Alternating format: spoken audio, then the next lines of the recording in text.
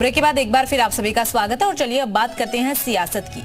अब बात सियासत के उस विवादित बयान की जो चुनाव आयोग को लेकर के दिया गया है। वो बयान दिया गया है समाजवादी पार्टी के मुखिया अखिलेश यादव की तरफ से।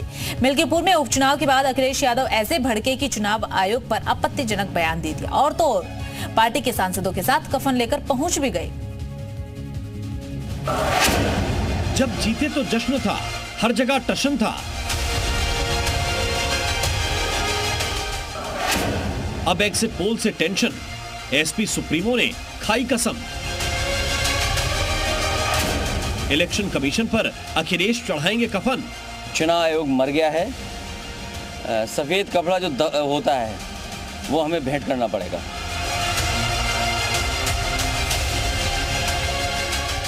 सियासत भी गजब है। करीब 6 महीने से जिस जीत पर समाजवादी पार्टी अपना डंका पीट रही थी, जिसे प्रभु श्री राम का आशीर्वाद मान रही थी, हर जगह उस जीत के चेहरे को बीजेपी के आगे रख रही थी, आज एग्जिट पोल के अनुमान पर ही बिफर गई।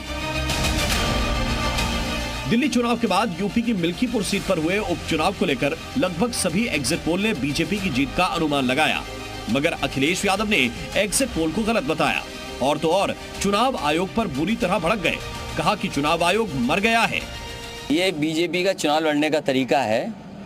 चुनाव आयोग मर गया है, सफेद कपड़ा जो होता है वो हमें भेंट करना पड़ेगा। मिल्कीपुर के सियासी महाभारत में संभल के सपा सांसद भी कूद पड़े और पुलिस की मदद से चुनाव में गड़बड़ी का आरोप लगाया। हालांकि इसके बाद भी मिल्कीपुर में जीत का दावा किया। जिस प्रकार से धांधलीबाजी की गई है और लगातार हमारी पार्टी की तरफ से भी शिकायत हुई थी और माननीय राष्ट्रीय अध्यक्ष अखिलेश यादव जी भी अपनी ट्वीट के जरिए कंप्लेन कर रहे थे, दर्ज करा रहे थे कि जिस तरह से लगातार पुलिस प्रशासन के द्वारा उनकी मदद करके चुनाव को भरपूर तरह से प्रभावित किया जा रहा था।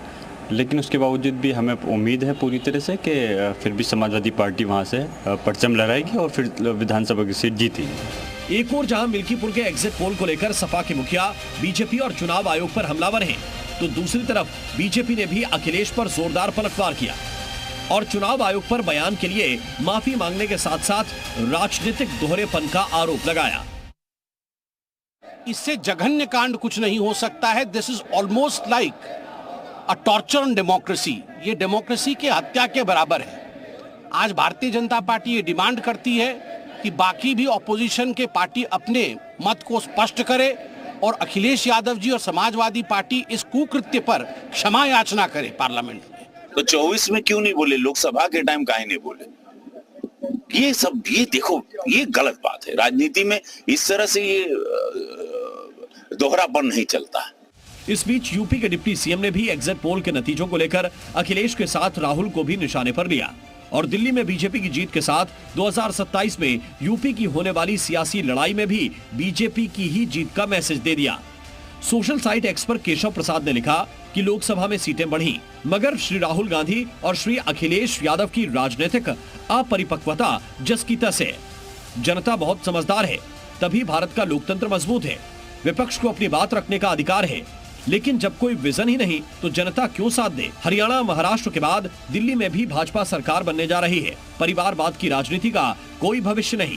2027 में यूपी में फिर 2017 दोहराएंगे।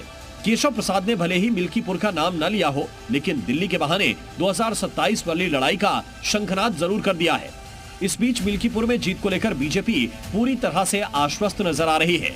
बता दें कि जी मीडिया के एआई एग्जिट पोल के मुताबिक मिल्कीपुर में बीजेपी के जीतने के अनुमान 52% हैं, जबकि समाजवादी पार्टी के जीतने की उम्मीद 48%। गौरतलब है कि इस बार मिल्कीपुर सपा और बीजेपी के लिए नाक की लड़ाई बन गई है। बीजेपी की ओर से योगी ने मोर्चा संभाला था और ताबड़तोड़ कई रैलियां की थी, तो दूसरी ओर अखिलेश, डिंपल समेत सपा के दिग्गजों ने पूरी ताकत झोंक दी थी। दोनों पार्टियों को अपनी अपनी जीत का भरोसा है, लेकिन एग्जिट पोल के नतीजों से अखिलेश यादव पूरी तरह भड़क गए हैं, जिसने यूपी से लेकर दिल्ली तक का सियासी पारा हाई कर दिया है। ब्यूरो रिपोर्ट, जी मीडिया।